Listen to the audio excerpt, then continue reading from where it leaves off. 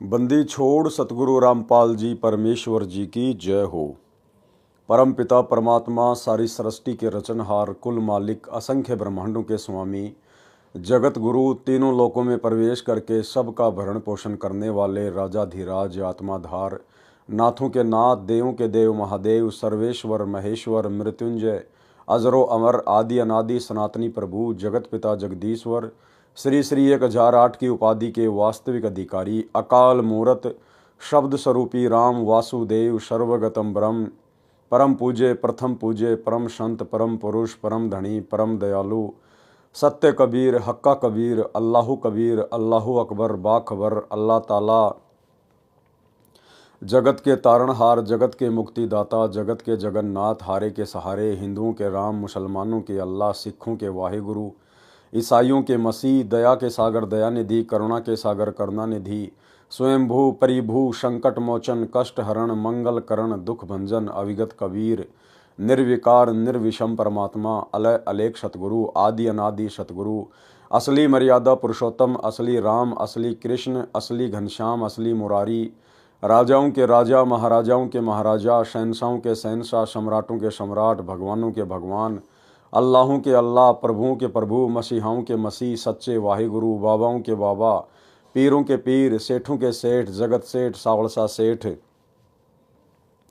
सर्वगुण संपन्न अनंत कोटि कलाओं के स्वामी अनंत कोटि ब्रह्मांडों के नायक योगियों में महायोगी ध्यानियों में महाध्यानी सिद्धों में परम सिद्ध ज्ञानियों में तत्वज्ञानी ब्रह्म ज्ञानी महाज्ञानी परम ज्ञानी सर्वश्रेष्ठ ज्ञानी विज्ञानी युवा कबीर समृत कबीर असमवात अमित ओजा सच्चे रहनुमा करीम अल्लाह सुबहान अल्लाह दुनिया के अंतिम पैगंबर 8 सितंबर 1951 से गांव धनाना जिला सोनीपत हरियाणा भारतवर्ष की पावन भूमि पे प्रकट रियल कल की भगवान श्री नारायण साकार हरि श्री बाबा साहेब शब्द स्वरूपी राम संत श्रोमणी सतगुरु रामपाल जी परमेश्वर जी के चरण कमल में साध संगति से जुड़े हुए आपुरम सभी देश विदेश से सत्सेवक भाई बहनों का अनंत कोटि दंडवत प्रणाम।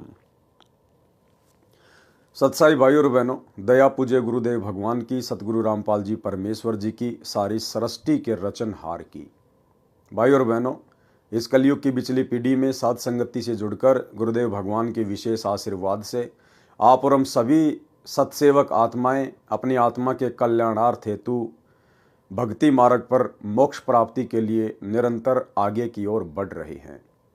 भाई और बहनों, पूज्य गुरुदेव भगवान की आप और हम सभी आत्माओं पर विशेष कृपा है, रजा है, जो गुरुदेव ने हमें भक्ति मार्ग के ट्रेनिंग सेंटर साध संगति से जोड़ा हुआ है। साध संगति से जुड़कर हमें भक्ति मार्ग से संबंधित गहरी गहरी जानकारियां प्राप्त हो रही हैं। आप और हमारा विश्वास अपने ही गुरु को इष्ट मानकर दिन प्रतिदिन उनके चरणों में बढ़ता ही जा रहा है। तो भाई और बहनों, पूज्य गुरुदेव जी के कर कमल से लिखित पवित्र पुस्तक मुक्ति बोध के ऊपर वीडियो बनाने की श्रृंखला जारी है। इसी श्रृंखला में आज हमारा ये 22वें नंबर का वीडियो है। प्रत्येक वीडियो में सतगुरुदेव भगवान के आशीर्वाद से हमें भक्ति मार्ग से संबंधित बहुत कुछ बातें सीखने और समझने को मिलती हैं। तो चलिए आज के वीडियो में हम आगे बढ़ते हैं। पवित्र ग्रंथ मुक्ति बोध पेज नंबर 239 दुर्वासा तथा अम्बरीश की कथा का सारांश। यानी हमने पिछले एपिसोड में वीडियो नंबर 21 में दुर्वासा ऋषि और राजा अम्बरीश के विषय में जो कथा सुनी, अब उस कथा का सारांश क्या है। संत गरीबदास जी ने वाणी में बताया है कि गरीब डेरे डांडे खुश रहो खुसरे लहन मोक्ष ध्रुव प्रहलाद उधर गए फिर डेरे में क्या दोष। अर्थात जो साधक घर त्याग कर कर्म सन्यासी होकर साधना करते हैं। कर्म सन्यासी क्या होता है? जो हर प्रकार के काम धंधों से सामाजिक और पारिवारिक जिम्मेदारियों से अपने आप को मुक्त मान लेता है, जो एकांत में जाके साधना करता है, उसको कहते हैं कर्म सन्यासी। एक होता है कर्म योगी, यानी अपना जो कार्य है, जो जिम्मेदारियां हैं, जो कर्म है, उनको करते करते घर में रह के भक्ति करना, उसको कहते हैं कर्म योगी।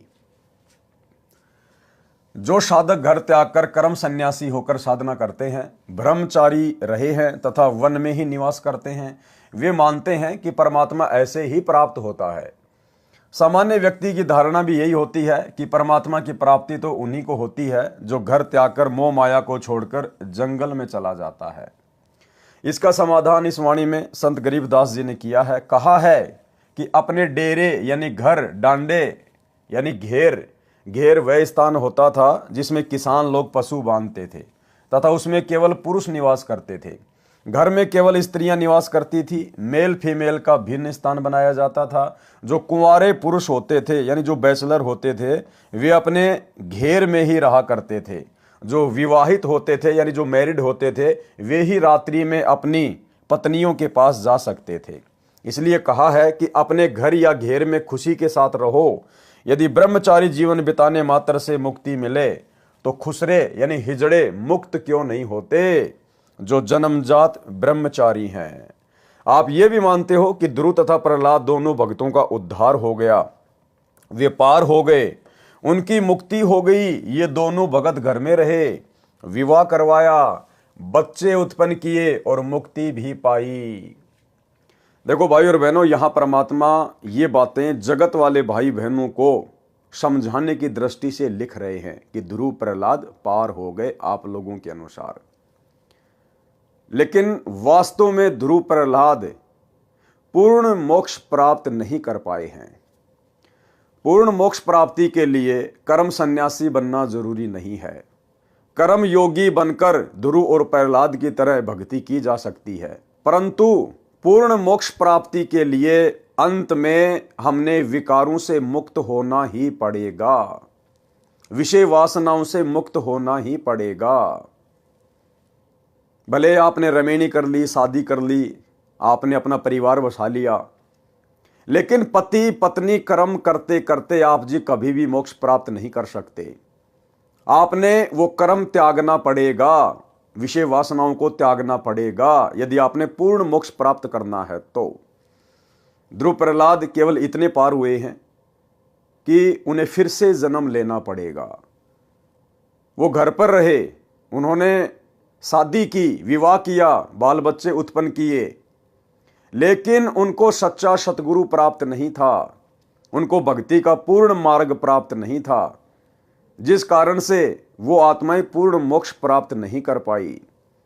लेकिन परमेश्वर गुरुदेव भगवान हमें जो समझा रहे हैं, उनके कहने का मतलब ये है कि यदि आपकी भक्ति सच्ची है, आपका सतगुरु सच्चा है, मोक्ष मार्ग आपको पूरा प्राप्त है, तो आपने कहीं भी धक्के खाने की जरूरत नहीं है, कर्म सन्यासी बनने की जरूरत नहीं है, किसी अखाड़े में जाने की, किसी आश्रम में जाने की या जंगल में जाकर भक्ति करने की जरूरत नहीं है। आप अपने घर में रहिए, कर्म योगी बनिए, लेकिन विकारों से मुक्ति प्राप्त कीजिए। जो बुराइयां हैं उनको छोड़िए, जो विषय विकार हैं आप उनको छोड़िए। परिवार छोड़ने की जरूरत नहीं है, औरत को छोड़ने की जरूरत नहीं है, बच्चे छोड़ने की जरूरत नहीं है। परिवार में रहकर ज्ञान को आधार बनाकर विकारों को छोड़ने की आवश्यकता है, तब जाकर आपका पूर्ण मोक्ष होगा। अन्यथा शादी करके बाल बच्चे पैदा करने वाले और अंत में उन्हीं बाल बच्चों में रहने वाले और विषय वासनाओं में बने रहने वाले ध्रुव प्रहलाद का अभी तक मोक्ष नहीं हुआ है। उनको तो अभी बारंबार जन्म लेने पड़ेंगे। प्रहलाद का पुत्र बैलोचन था, बैलोचन का पुत्र राजा बलि था, जिसने अश्वमेध यज्ञ की थी। परमात्मा बावना यानी ठिगना रूप बनाकर भिक्षा लेने गए थे। परमात्मा कबीर जी द्वारा बताई सत्य साधना बिना मोक्ष नहीं होता। परमात्मा कबीर जी के द्वारा बताई गई सत्य साधना के बिना मोक्ष नहीं होता। ब्रह्मा विष्णु शिव तथा काल ब्रह्म व अक्षर पुरुष को इष्ट मानकर साधना करने से जीव का जन्म मरण समाप्त नहीं होता, इसलिए उसे परम शांति नहीं मिलती, न सनातन परम धाम यानी शाश्वत स्थानम प्राप्त होता है, जिसके विषय में गीता अध्याय 18 श्लोक 61-62 में कहा है कि गीता ज्ञानदाता काल ब्रह्म ने अपने से अन्य परमेश्वर की महिमा बताई है। उसी परमेश्वर की शरण में जाने से परम शांति होती है। किस परमेश्वर की शरण में जाने से? उस तत्वदर्शी संत की शरण में जाने से, उस कबीर भगवान की शरण में जाने से परम शांति होती है।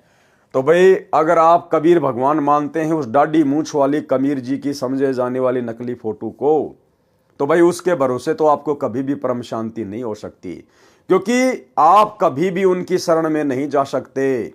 यदि आप उसी दाढ़ी मूछ वाले रूप को ही कबीर जी मान रहे हैं तो, क्योंकि वो वर्तमान में ना प्रकट है ना प्रकट हो सकता है। उस रूप में तो परमेश्वर जी ने 650 साल पहले लीला की थी। अब वर्तमान में आपको वो दाढ़ी मूछ वाला कबीर देखने को नहीं मिलेगा, जबकि गीता ज्ञानदाता कहता है कि उसकी शरण में जाने से परम शांति मिलेगी, मोक्ष मिलेगा। शरण का मतलब उससे नाम दीक्षा लेकर भक्ति करने से। तो उस दाढ़ी मूछ वाले कबीर के भरोसे तो आप जी भाई साहब कभी भी सतलोक नहीं जा सकते, यदि आप उस दाढ़ी मूछ वाले रूप को ही कबीर जी मानते हैं तो। लेकिन इसके बावजूद आज हमें शरण प्राप्त हो चुकी है हमारे पूज्य गुरुदेव भगवान की। ये वही कबीर परमेश्वर हैं जो 650 साल पहले हम जिस फोटो में जो रूप देखते हैं दाढ़ी मूछ वाला, उस रूप में इन्हीं परमेश्वर ने, सतगुरु रामपाल जी भगवान ने वो लीला की थी। आज पुनः वही कबीर परमात्मा गुरुदेव के रूप में धरती पे प्रकट है। इसलिए आज इनकी शरण में आने से हम परम शांति प्राप्त कर सकते हैं। ये है वो तत्वदर्शी संत। उसी परमेश्वर की शरण में जाने से परम शांति होती है तथा अमर लोक यानी सतलोक प्राप्त होता है। उदाहरण, राजा अम्बरीश श्री विष्णु जी के अच्छे भगत थे, घर में रहते थे, बाल बच्चेदार थे। उनकी भक्ति की शक्ति के सामने कर्म सन्यासी दुर्वासा ऋषि भी हार गया था। चरण पकड़कर अपनी जीवन रक्षा की भीख मांगी थी। वही अम्बरीश वाली आत्मा त्रेता युग में राजा जनक हुए, जो घर में रहते थे तथा विवाहित थे, सीता जी के पिता थे। उनकी भक्ति के सामने कर्म सन्यासी वनवासी ऋषि सुखदेव, पुत्र ऋषि कृष्ण दैपायन यानी वेद व्यास ने हार मानी और दीक्षा लेकर राजा को गुरु बनाकर स्वर्ग जाने की व्यवस्था की। यानी जो कर्म योगी थे और जिनको शत भक्ति प्राप्त थी, उनके सामने अपने आप को जो कर्म सन्यासी समझते थे, घर छोड़कर ब्रह्मचारी रहकर तपस्या करते थे, साधना करते थे, उन कर्म सन्यासियों ने कर्म योगियों के सामने घुटने टेके, उनको अपना गुरु धारण किया। तो मात्र घर छोड़ने से भक्ति सफल नहीं होती, मात्र ब्रह्मचार्य का पालन करने से परमात्मा प्राप्ति नहीं होती। हमने कर्म योगी बनकर भक्ति करनी है। और भक्ति यदि हमारे पास में सत्य है, गुरु यदि हमें पूर्ण प्राप्त है, तो भाई फिर आप चाहे कर्म योगी रहो चाहे कर्म सन्यासी रहो, वो भक्ति करने से हमारा बेड़ा पार होगा। कलयुग में वही राजा अम्बरीश व राजा जनक वाली आत्मा स्वर्ग में अपने पुण्यों को खर्च कर भारत देश में, वर्तमान में पाकिस्तान में, श्री कालूराम मेहता खत्री के घर जन्मा, श्री नानक नाम रखा। उस जीवन में भी श्री विष्णु जी की भक्ति करते थे। परमेश्वर कबीर जी उनको बेई नदी के किनारे मिले, यथार्थ आध्यात्मिक ज्ञान बताया, सतलोक लेकर गए, अपनी यथार्थ स्थिति तथा शक्ति से परिचित करवाया, ब्रह्मा विष्णु तथा शिव व ब्रह्म का अस्तित्व दिखाया, फिर वापस छोड़ा। तब श्री नानक जी ने काशी यानी बनारस शहर में जाकर कबीर सतगुरु से सतनाम की दीक्षा लेकर जन्म मरण से छुटकारा पाया, परम शांति प्राप्त की, सनातन परम धाम यानी सचखंड प्राप्त किया। भाई और बहनों, ये जो लेख हैं, ये लेख परमात्मा जगत वाले भाई बहनों के हिसाब से लिख रहे हैं, क्योंकि इन पुस्तकों को आने वाले समय में पूरा विश्व पढ़ेगा। तो किसी को कोई शंका ना हो जाए कि कबीर परमात्मा की भक्ति से मोक्ष नहीं होता। लेकिन जब हम उनकी शरण में आ जाएंगे, यानी जब हम पूज्य गुरुदेव जी की शरण में आ जाएंगे और हम इनके तत्व ज्ञान को समझने लग जाएंगे, तो हमारी नजर में ये लेख कुछ अलग ही अर्थ लेकर आएगा। यानी गुरुदेव भगवान ने बताया कि वे समान रूप से सबके लिए सत्संग करते हैं और जिसकी जैसी बुद्धि विकसित होती है वो उसी प्रकार से सत्संग को पकड़ लेता है। तो सामान्य तौर पर तो परमात्मा ने जगत वालों के लिए लिख दिया कि कबीर परमात्मा की शरण में आकर नानक जी ने पूर्ण मोक्ष प्राप्त किया, जन्म मरण से मुक्त हो गए। लेकिन इन्हीं वाणियों को अब आप और हम दूसरे तरीके से समझेंगे कि वास्तव में गुरुदेव ये लेख किस आधार से लिख रहे हैं और किस आत्मा को क्या समझाना चाहते हैं। रियल में गुरुदेव भगवान ने बता दिया कि ये वर्तमान बिचली पीढ़ी का समय मोक्ष प्राप्ति का समय है। आज से पहले परमात्मा ने किसी को भी पूर्ण मोक्ष की प्राप्ति नहीं करवाई। जितनी भी महान महान आत्माएं हैं, नानक जी से लेकर धर्मदास, पंडित रामानंद जी, मीराबाई जी, अर्जुन सरजुन, ये सभी आत्माएं वर्तमान में पुनः मानव जन्म लेंगी। कुछ आत्माएं ले चुकी हैं। और नानक जी ये भी 64 लाख में थे और 64 के 64 लाख काशी में फैल हो गए थे। और गुरुदेव ने 74 नंबर का जो विशेष संदेश है हिसार जेल से आया हुआ, उसमें बिल्कुल क्लियर कर दिया है कि नानक जी को वर्तमान में मनुष्य जन्म मिल चुका है। आपको कल के 21 नंबर के पार्ट में भी वो क्लिप दिखाई थी, सुनाई थी, एक बार फिर से सुन लीजिए।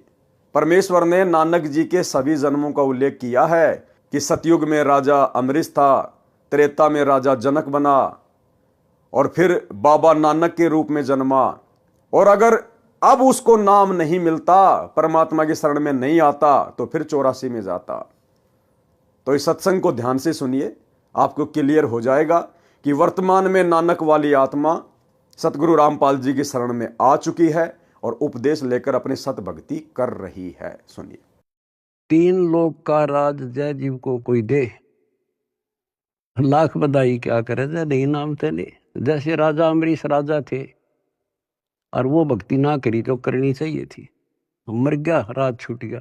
कोई पुण्य शेष रह रहे थे, फिर राजा जनक बन गया, भक्ति से फिर बाबा नानक बन गया। अरीब जब नाम ना मिलता तो 84 में जाते और फिर ये जीवन भी ऐसे नष्ट हो जाता। अरीब जब नाम ना मिलता तो 84 में जाते और फिर ये जीवन भी ऐसे नष्ट हो जाता। अरीब जब नाम ना मिलता तो 84 में जाते और फिर ये जीवन भी ऐसे नष्ट हो जाता। तो भाइयों और बहनों, समझदार को तो संकेत ही काफी होता है। परमात्मा के सत्संगों में पहली कक्षा से लेकर पीएचडी तक का ज्ञान होता है। जिस आत्मा की जैसे जैसे बुद्धि विकसित होती चली जाएगी, उन सत्संगों का उसी हिसाब से अर्थ निकालती चली जाएगी। तब श्री नानक जी ने काशी शहर में जाकर कबीर सतगुरु से सतनाम की दीक्षा लेकर जन्म मरण से छुटकारा पाया, परम शांति प्राप्त की, सनातन परम धाम यानी सचखंड प्राप्त किया। काल ने ऋषि दुर्वासा को प्रेरित किया था ताकि अमरीश सत्य साधना त्याग दे और इसका इसी जन्म में पतन हो जाए। देखो, दुर्वासा ऋषि राजा अमरीश के वहां घर पर क्यों गया, महल में क्यों गया और क्यों उसने वहां जाकर बकवाद करी कि तूने मेरे बिना भोजन कैसे कर लिया, मैं तेरे को श्राप देता हूं। काल प्रेरणा से, काल ने दुर्वासा ऋषि में प्रेरणा करके और सत्य साधना करने वाले राजा अमरीश को विचलित करने के लिए, डराने के लिए, वो सत्य साधना छुड़वाने के लिए भेजा था दुर्वासा को। और भाइयों और बहनों, हमने भी शांत स्वभाव दर्शाते हुए, नेक नीति और आदर के साथ में जो एक भगत के गुण होते हैं, लक्षण होते हैं, क्योंकि राजा अमरीश को अपने इष्ट पर विश्वास था, उसको अपनी भक्ति पे विश्वास था। वो किसी के शराप देने से, किसी के डराने से, ज्यादा ऊंचा बोलने से भयभीत नहीं हुए, क्योंकि उन्हें अपने ईश में सबसे ज्यादा समर्थता नजर आती थी। और परमेश्वर ने उसके इस विश्वास को देखते हुए फिर उसकी रक्षा भी की। तो इसी प्रकार भाइयों और बहनों, वर्तमान में हमने भी हर प्रकार से लोक लाज से संघर्ष करना है, घर परिवार और समाज वालों से संघर्ष करना है। लड़ना नहीं, झगड़ना नहीं, विचलित नहीं होना, अपना आपा नहीं खोना, जोश में आकर होश नहीं खोना। हमने अपने गुरुदेव भगवान पर विश्वास रखना है कि मेरा रक्षक मेरा गुरु है और मेरे गुरु से बड़ा समर्थ, निर्विकार, निर्भय सृष्टि में और दूसरा कोई नहीं है, जो कि परम सत्य है। तो फिर हमारा कोई बिगाड़ क्या लेगा? दुनिया चाहे कितना ही क्यों ना भोके, अगर हम इस भक्ति रूपी हाथी पे बैठे हैं, हमें विश्वास है, तो फिर कुत्ते चाहे कितना ही भौंके, समाज चाहे कितना ही भौंके, रिश्तेदार कितना ही भौंके, अनुपदेशी आपको कितना ही भयभीत करें, वे हमारा कुछ भी नहीं बिगाड़ पाएंगे। काल ने ऋषि दुर्वासा को प्रेरित किया था ताकि अमरीश सत्य साधना त्याग दे और इसका इसी जन्म में पतन हो जाए, यानी बेड़ा गर्क हो जाए। परमात्मा कबीर जी ने राजा अमरीश की सत्य साधना की रक्षा की। काल नहीं चाहता कि जीव सत्य साधना करे। पारक के अंक की वाणी नंबर 185 से 192। गरीब बंजारे के बैल जो फिर देश परदेश, जिनके संग न साथ हूँ जगत दिखावे भेष। यानी जो पाखंडी हैं, सत्य साधना करते नहीं है, देश विदेश में मांगते फिरते हैं, मान बढ़ाई के भूखे हैं, परमात्मा कहते मैं उनके साथ में नहीं हूँ। गरीब आजिज मेरे आसरे, मैं आजिज के पास। आजिज यानी जो मेरा प्यारा भगत है वो तो मेरे आसरे रहेगा। क्या कहते हैं गुरुदेव? जो मेरा प्यारा भगत है वो तो मेरे आसरे रहेगा, और मैं आजिज के पास, और मैं उस प्यारी आत्मा के सदा साथ में, सदा पास में रहता हूं। गैल गैल लाग्या फिरूं जब लग धरणी आकाश। गरीब नारद से साधु सती, अति ज्ञाता परवीन, एक पलक में बह गए मन में बाकी मलिन। गरीब दुर्वासा अमरीश कह गए ज्ञान गुणडार, चरण कंवल शिक्षा लई तुम ईश्वर प्राण उधार। गरीब बख्शो प्राण दया करो, पीठ लगाओ हाथ, उर मेरे में ठंडी होए शीतल कीजिए गात। गरीब अमरीश मैं कहता हाँ बिहन से बदन खुलाश, तुम ऋषि मेरे प्राण हो मैं हूं तुम्हारा दास।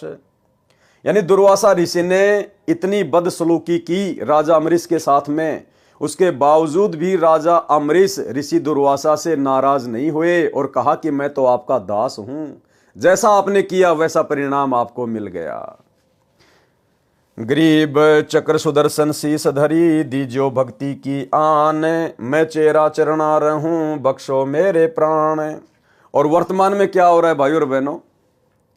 वर्तमान में भगत ये तत्व ज्ञान लेकर, छोटी छोटी बातों को लेकर एक दूसरे के साथ में इस कदर राग द्वेष ईर्ष्या में उलझे पड़े हैं कि पता नहीं जैसे कोई मेरे जन्म जन्मों का शत्रु है, जन्म जन्मों का शत्रु।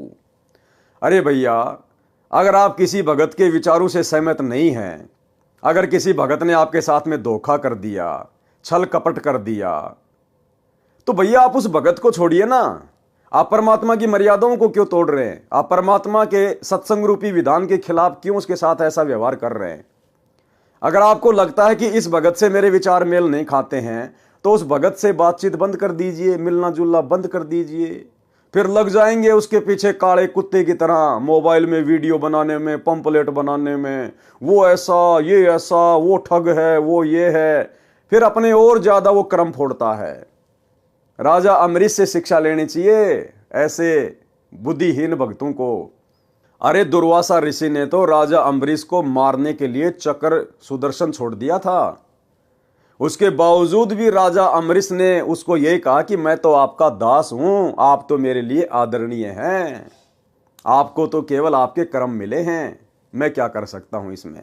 यानी राजा अम्बरीश ने अपने मन में दुर्वासा ऋषि के प्रति कोई वैर भाव पैदा नहीं किया।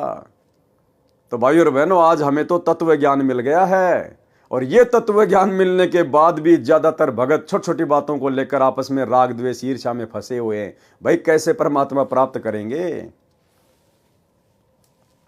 गरीब चक्र सुदर्शन पकड़ कर अमरीश बैठाए, दुर्वासा पर मेहर करी चलो भक्ति के भाई। सरलार्थ, परमात्मा ने कहा है कि मेरा सिद्धांत है कि जो हरियाई गाय की तरह इधर उधर दुनिया को ठगते फिरते हैं, मैं उनके साथ नहीं हूं। क्या विधान बताया गुरुदेव ने? कि मेरा विधान है कि जो हरियाई गाय की तरह इधर उधर भटकते रहते हैं, दुनिया को ठगते रहते हैं। हरियाई गाय क्या होती है?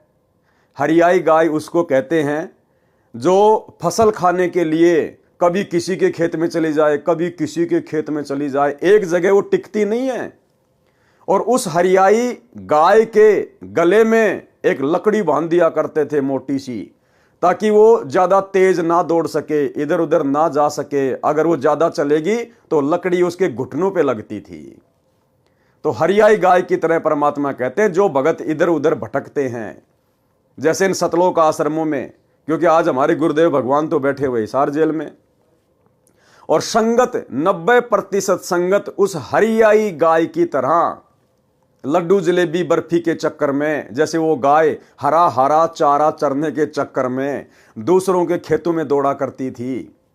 ठीक इसी प्रकार वर्तमान में हमारे भगत भाई बहन जो साध संगति से नहीं जुड़े हुए हैं, जो गुरुदेव के ज्ञान को आधार बनाकर भक्ति नहीं कर रहे हैं, उस हरियाई गाय की तरह कभी सतलोक आश्रम धनाना में, कभी सतलोक आश्रम सोजत में, कभी सतलोक आश्रम शामली में लड्डू जलेबी बर्फी के चक्कर में भटकते रहते हैं, भटकते ही रहते हैं। तो परमात्मा कहते हैं ऐसे भक्तों के साथ मैं नहीं रहता। अरे भैया, ऐसी भक्ति करो, ऐसे भाव पैदा करो, मर्यादाओं में रहो कि मजबूरन परमात्मा ने आपके पास आना पड़े। चलो इन आश्रमों में अगर गुरुदेव भगवान होते फिर तो आप चाहे लाख बार जाओ, लेकिन आपको अच्छे से पता है कि गुरुदेव भगवान शरीर रूप में हिसार जेल में बैठे हैं और शब्द रूप में तो वे हर जगह हैं, आपके घर पर भी हैं। अगर आप मर्यादित हैं तो, शत भक्ति कर रहे हैं तो फिर आपको हरियाई गाय की तरह इन आश्रमों में धक्के खाने की, लाडू जलेबी बर्फी के चक्कर में क्या आवश्यकता पड़ गई। परमात्मा ने कहा है कि मेरा सिद्धांत है कि जो हरियाई गाय की तरह इधर उधर दुनिया को ठगते फिरते हैं, मैं उनके साथ नहीं हूं। वे जगत में साधु वेश बनाकर प्रभावित करके काल जाल में डालते हैं। यानी परमात्मा हमें सांसारिक तौर पर जो नकली पाखंडी धर्मगुरु हैं उनके लिए भी समझा रहे हैं, और भक्ति मार्ग में भी आप और हमने ज्ञान को आधार बनाकर इन शब्दों का अर्थ समझना पड़ेगा। ये नहीं है कि परमात्मा केवल एक ही चीज पे टारगेट करते हैं, परमेश्वर एक तीर से अनेकों शिकार करते हैं। तो इस भक्ति में आने के बाद भी जो हरियाई गाय की तरह जिनकी आदत बनी हुई है, उन भाई बहनों के लिए भी परमात्मा का संकेत है। जो मेरा आजीज यानी प्रिय भगत है, मैं उसके सदा साथ रहता हूं, उसके पीछे पीछे लगा रहता हूं जब तक धरती आकाश है। तो फिर हमने आज गुरुजी की गैर हाजिरी में इन सतलोक आश्रमों में धक्के खाने की क्या जरूरत है, जब परमात्मा कह रहे कि गैल गैल लाग्या फिरूं जब तक धरती आकाश, जो जन मेरी शरण है ताका हूं मैं दास। तो आप तो गुरुजी की शरण में है ना, आपने तो नाम ले लिया ना, फिर गुरुजी की गैर हाजिरी में आप इन आश्रमों में क्यों भटक रहे हैं भाई। परमात्मा तो कह रहे हैं ऐसी आत्माओं के तो मैं पीछे पीछे भटकता हूं, और आप लोग सतगुरु मिलने के बाद, उनकी शरण मिलने के बाद, और आपको पता है कि गुरुजी आश्रमों में नहीं है, उसके बावजूद भी आप हरियाई गाय की तरह वहां भटक रहे हैं, धक्के खा रहे हैं, तो वहां परमात्मा नहीं मिलने वाला। इस विधि से भगवान नहीं मिलने वाला। परमात्मा तो कहते हैं अगर तू भक्ति करेगा, मर्यादा में रहेगा, तो मैं तेरे पीछे पीछे भटकूंगा, 24 घंटे छाया की तरह मैं तेरे साथ में रहूंगा। बताओ फिर भगत को भटकने की जरूरत क्या है। जो मेरा आजीज यानी प्रिय भगत है, मैं उसके सदा साथ रहता हूं, गेल गेल यानी पीछे पीछे लगा रहता हूं जब तक धरती तथा आकाश है। इसलिए हम सत्सेवक भाई बहन मर्यादाओं पर ज्यादा जोर देते हैं, गुरु को प्रसन्न करने की तरफ ज्यादा ध्यान देते हैं, ताकि हमें कहीं भटकने की जरूरत ना पड़े और पल पल सतगुरु हमारे साथ में शब्द रूप में रहे। नारद जी साधना करने वन में गए थे, 12 वर्ष साधना करके लौटे तो अपने पिता ब्रह्मा से कहा कि मैंने अपनी इंद्रियों पर काबू पा लिया है। ब्रह्मा जी ने कहा कि अच्छी बात है, परंतु अपनी उपलब्धि को बताना नहीं चाहिए। बिल्कुल भाई और बहनों, सही कहा ब्रह्मा जी ने, लेकिन वर्तमान में आप और हमें तत्व ज्ञान प्राप्त है, लाभ हानि का अच्छे से गुरुदेव ने हमें समझा दिया है। इसलिए यदि हमें किसी प्रकार की कोई उपलब्धि हो भी जाती है, यदि हम अपने विषय विकारों पर कंट्रोल प्राप्त कर भी लेते हैं, तो पहली बात तो हमें अंदर से पता है कि ये मेरे बस की बात नहीं थी, ये मेरे गुरुदेव भगवान के आशीर्वाद से ऐसा संभव हुआ है, और गुरुदेव भगवान ने ऐसा इसलिए किया ताकि मैं शांति से भक्ति कर सकूं।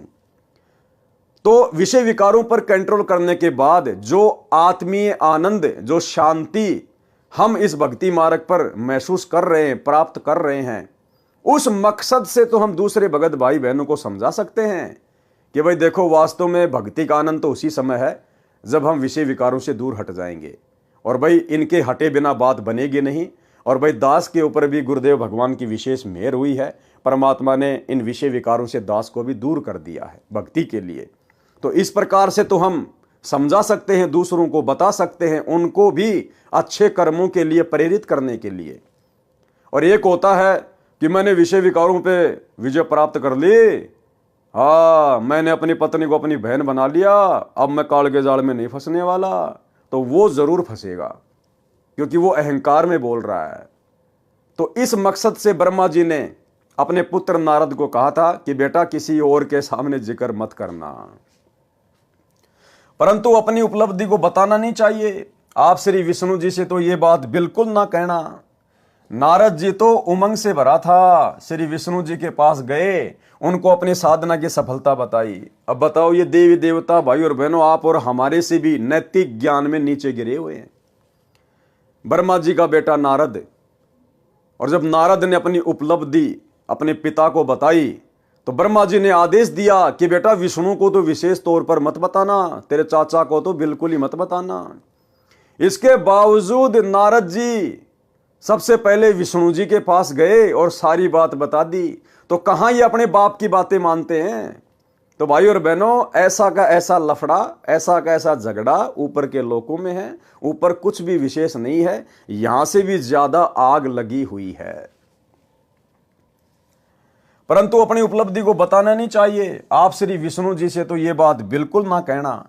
नारद जी तो उमंग में भरा था, श्री विष्णु जी के पास गए, उनको अपनी साधना की सफलता बताई। यानी अपने बाप की बात नारद जी ने नहीं मानी कि मैंने अपनी इंद्रियों पर काबू पा लिया है। यह कहकर कुछ देर बाद चल पड़े। श्री विष्णु जी ने एक मायावी शहर बनाया। किस विष्णु ने बनाया? इस विष्णु ने बनाया, सतगुरु रामपाल जी भगवान ने बनाया। तीनों लोकों में प्रवेश करके जो सबका पालन पोषण करते हैं, उस विष्णु भगवान ने, सतगुरु रामपाल जी ने, कबीर परमात्मा ने बनाया। श्री विष्णु जी ने एक मायावी शहर बनाया, क्योंकि भाई और बहनों, ये मायावी शहर नहीं बना सकते, क्योंकि ये केवल मैनेजर हैं, नौकर हैं, व्यवस्था संभालते हैं। और मैनेजर कभी भी फैक्ट्री नहीं खोल सकता, कंपनी नहीं खोल सकता, वो तो मालिक खोलता है, मैनेजर केवल व्यवस्था देखता है। श्री विष्णु जी ने एक मायावी शहर बसाया, उसमें राजा की लड़की का विवाह का स्वयंवर रचा। मनमोहक माहौल था। नारद ने सुने विवाह के गीत। नारद विवाह कराने के लिए अत्यधिक प्रेरित हुआ। अब बताओ, अपने पिता के पास तो जाके ढोल पीट रहा था, विष्णु के पास जाके ढोल पीट रहा था कि मैंने कामदेव पर विजय प्राप्त कर ली। और जैसे ही वहां शादी का माहौल देखा, तुरंत मन में उमंग पैदा हो गई शादी करवाने की। रूप के लिए, यानी अच्छी शक्ल प्राप्त करने के लिए, ताकि लड़की जल्दी प्रसन्न हो जाए और मेरे गले में वरमाला डाल दे। रूप के लिए भगवान विष्णु से उसका रूप मांगा। भगवान ने बंदर का मुख नारद को लगा दिया। लड़की ने श्री विष्णु जी को वरमाला डाल दी, जो स्वयंवर में आया था। नारद को पता चला कि मेरे साथ विष्णु ने धोखा किया है, तो श्राप दे दिया कि आप भी मेरे की तरह एक जीवन स्त्री के लिए तड़फ तड़फ कर मरोगे। श्री रामचंद्र के रूप में विष्णु जी का जन्म अयोध्या के राजा दशरथ के घर हुआ। फिर वनवास हुआ। सीता पत्नी श्री राम भी वन में साथ गई। सीता का अपहरण हुआ। श्री राम ने सारा जीवन पत्नी के वियोग में बिताया।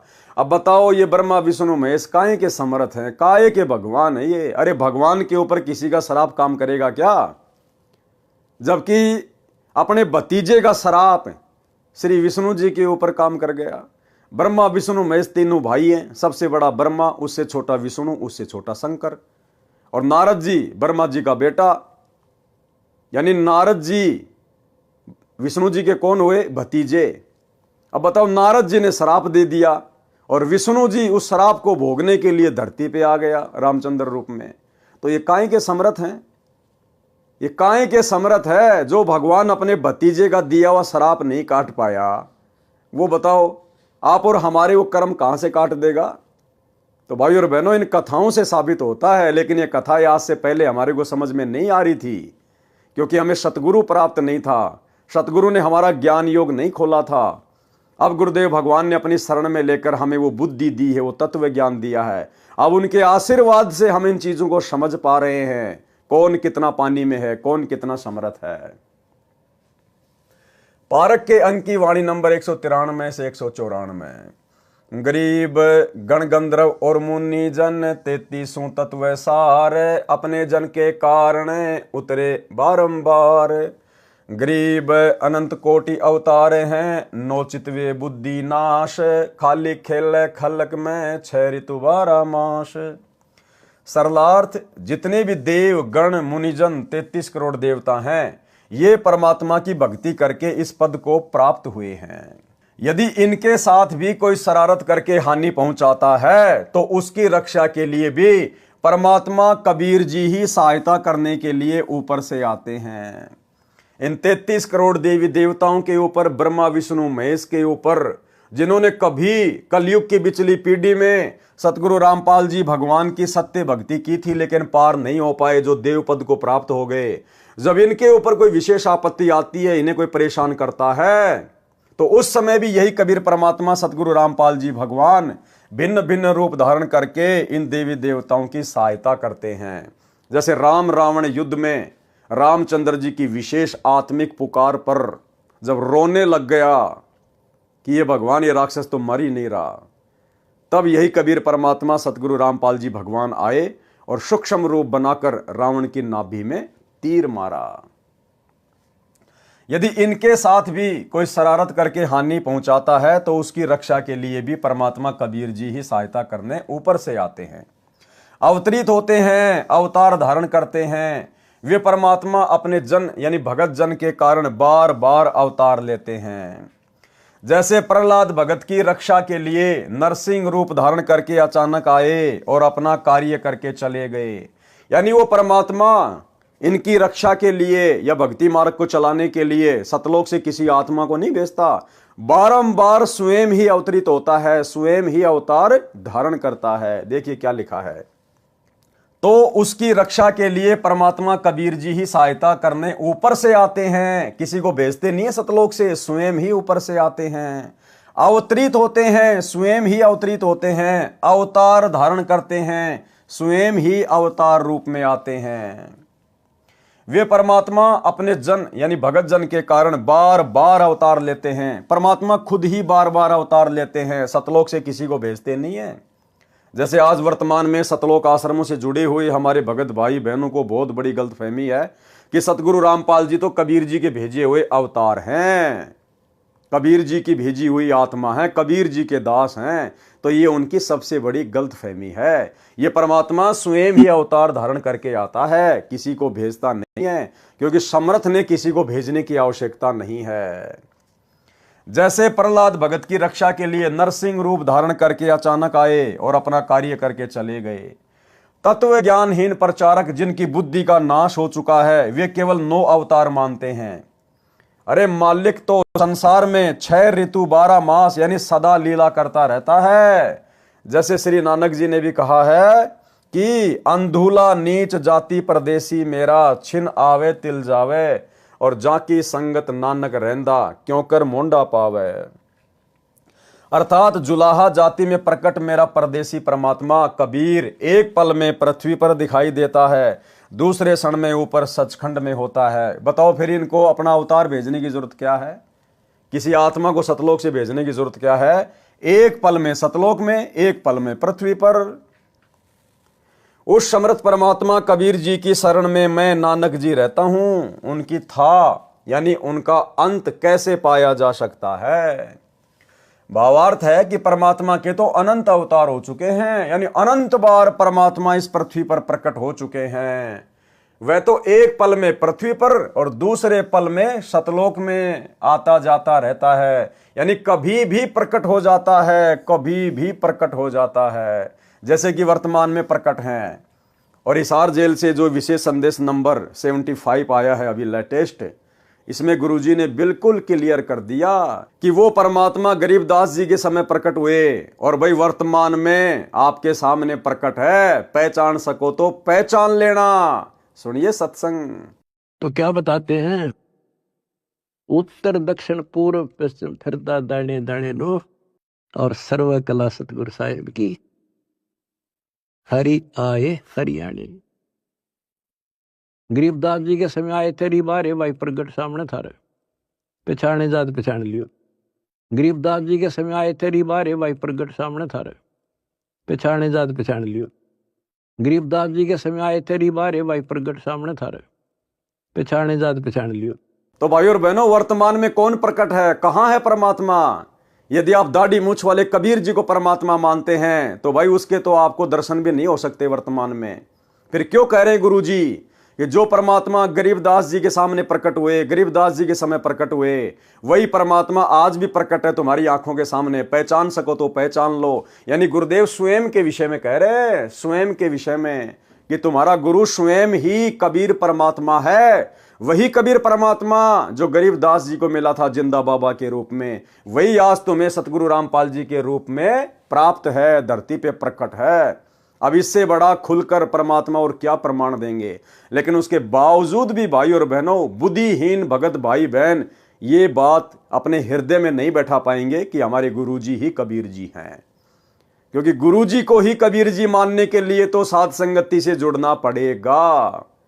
उस नकली दाढ़ी मूंछ वाले कबीर जी की फोटो को घर से बाहर निकालना पड़ेगा, अन्यथा आप कभी भी अपने गुरु को रियल कबीर नहीं मान सकते। और गुरु को रियल कबीर नहीं माना, प्रकट हुआ नहीं माना, तो आपका भाई मोक्ष नहीं हो सकता। पारक के अंक की वाणी नंबर 195 199। गरीब पीछे पीछे हरि फिरे, आगे संत सुजान, संत करे कोई सांच है, चारों युग परवान। गरीब साईं सरी के साधु हैं, इन समतुल नहीं और, संत करे सो होत हैं, साहिब अपनी ठोर। गरीब संतों कारण सब रचा, सकल जमी आसमान, चंद सुर पानी पवन, यज्ञ तीर्थ और दान। गरीब जो बच्छा गऊ की नजर में, यो साईं को संत, हरिजन के पीछे फिरे, भगत वत्सल भगवंत। गरीब धारी मेरे संत की, मुझसे मिटे ना अंश, बुरी भली बाँचे नहीं, सोई हमरा वंश। अब ये जो चारों वाणियां हैं भाई और बहनों, और इन चारों वाणियों में जो संत शब्द का प्रयोग किया गया है, ये हमारे पूज्य गुरुदेव भगवान के लिए है। यानी ये स्वयं परमात्मा है, लेकिन अपने आप को परमात्मा से भिन्न दर्शाते हुए यहां पर ये वाणियां लिखी गई है, ताकि आप और हम ज्ञान को समझ सकें। तो गुरुदेव भगवान हमें ये कहना चाहते हैं, ये समझाना चाहते हैं कि वो कबीर परमात्मा जो अपना संत यहां नीचे भेजता है, आते तो वो खुद ही हैं संत के रूप में, लेकिन छुपाते हैं अपने आप को, कि वो परमात्मा यहां ज्ञान प्रचार के लिए, सतगुरु की भूमिका के लिए जो अपना संत भेजता है, फिर वो परमात्मा उस संत के साथ में रहता है। वो संत अपने मन में जो भी धारणा कर ले, वो परमात्मा फिर बीच में दखल नहीं देता, वो काम वैसा ही हो जाता है। सरलार्थ, अपने सच्चे भगत के साथ साथ पीछे पीछे परमात्मा रहता है। यानी संत रूप में जो तत्वदर्शी संत रूप में आता है, यहां अपने आप को छुपाते हुए परमात्मा दोहरी भूमिका करते हुए अपने ज्ञान को आप और हमारे तक पहुंचाने के लिए इस प्रकार से अपने आप को भिन्न दर्शा रहे हैं। अगर गुरु जी खुद कहें कि मैं कबीर हूं, तो कोई नहीं मानेगा ये बात। अब तो मान जाएंगे, क्योंकि अब तो हमें समझ में आ गया, परमात्मा ने समझा दिया।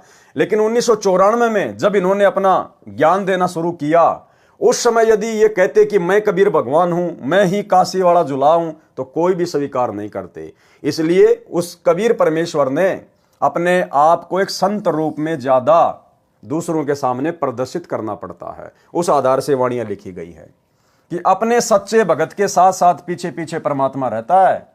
संत जो करते हैं, सच्चा कार्य करते हैं, यानी सही करते हैं, कभी किसी का अहित नहीं करते। कौन? पूर्ण संत। चारों युगों में प्रमाण रहा है कि संत सही क्रिया करते हैं, भलाई के शुभ काम करते हैं। सच्चे साधक परमात्मा के समान आदरणीय हैं। कौन सच्चे साधक? जो पूर्ण संत होते हैं, जो तत्वदर्शी संत होते हैं, वो परमात्मा के बराबर ही आदरणीय हैं। इनके समान अन्य की तुलना नहीं की जा सकती।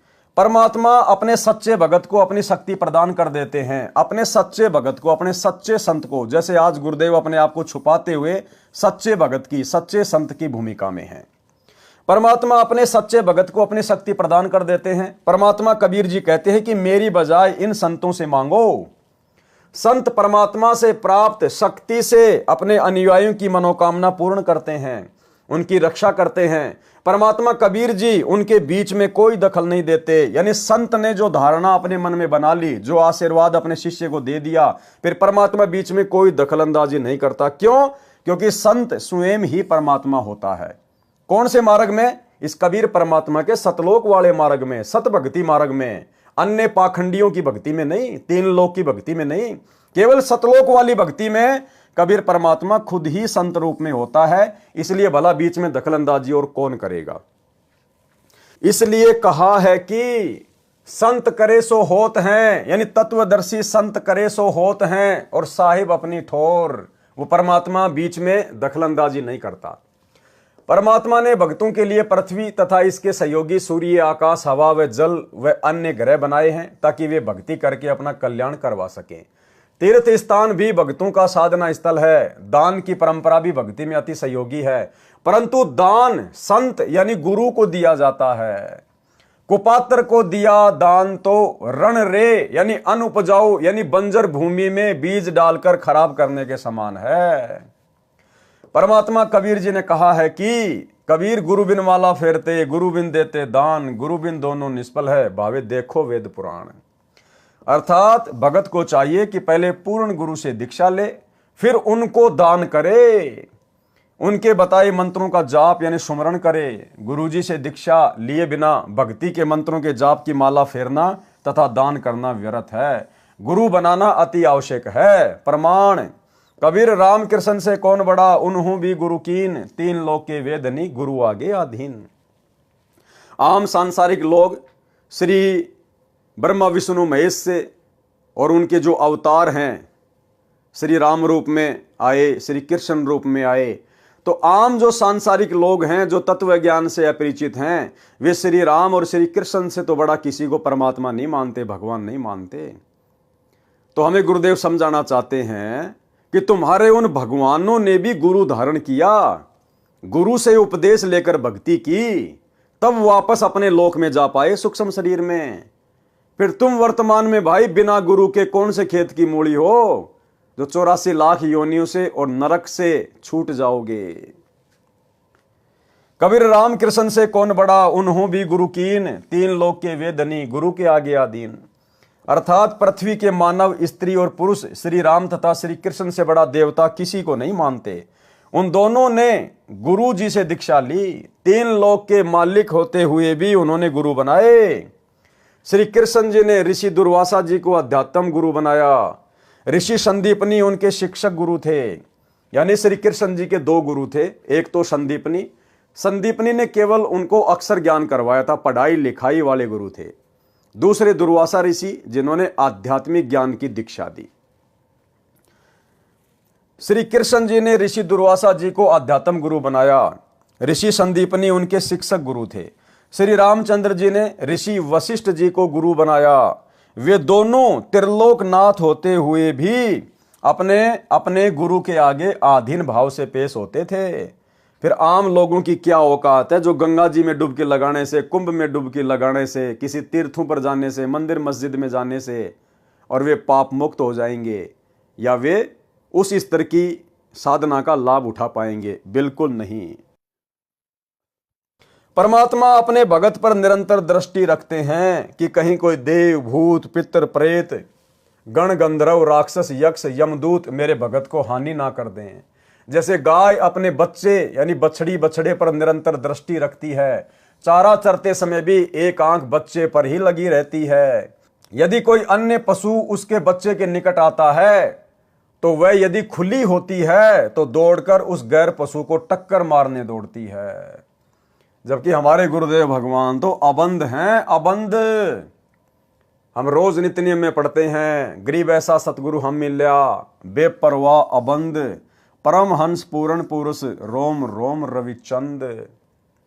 यदि रस्से से बंधी होती है तो भी अपनी प्रतिक्रिया दिखाती है, जहां तक उसका रस्सा जाने देता है वहां तक उस अन्य पशु को टक्कर मारने दौड़ती है। परमात्मा भगत वत्सल है, भक्तों के रक्षक व प्रिय हैं।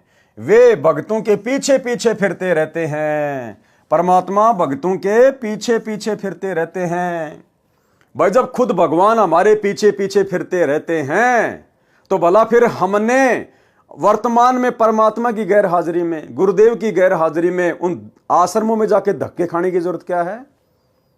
भाई यदि हम भगत हैं, सही भक्ति कर रहे हैं, मर्यादा में हैं, तो ऐसे भगत के जब परमात्मा खुद ही पीछे पीछे फिरता रहता है तो हमने वर्तमान में गुरुजी की गैर हाजिरी में इन सतलोक आश्रमों में धक्के खाने के लिए क्यों जाना?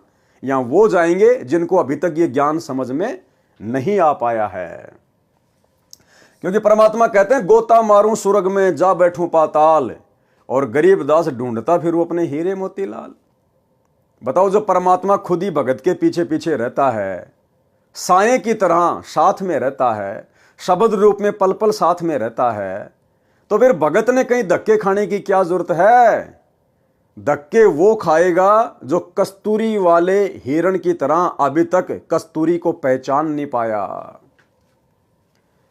मेरे संत यानी सतगुरु पद पर जो संत होता है उसकी धारणा यानी जो वो अपने सेवक अनुयायियों को आशीर्वाद देकर लाभ देना चाहता है, उसकी वह धारणा मेरे से टाली नहीं जा सकती, यानी मैं उसमें दखल नहीं दे सकता। क्यों?